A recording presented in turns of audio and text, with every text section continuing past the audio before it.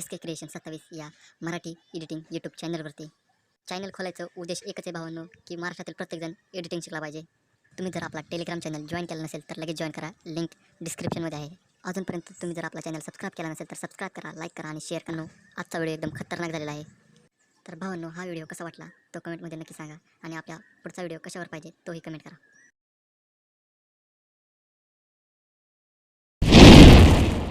संपलं नाही तर संपवणार आहे. थोडे दिवस थांब, तुझा पण कार्यक्रम वाजवणार. पहली फुर्सत में निकल यहाँ से.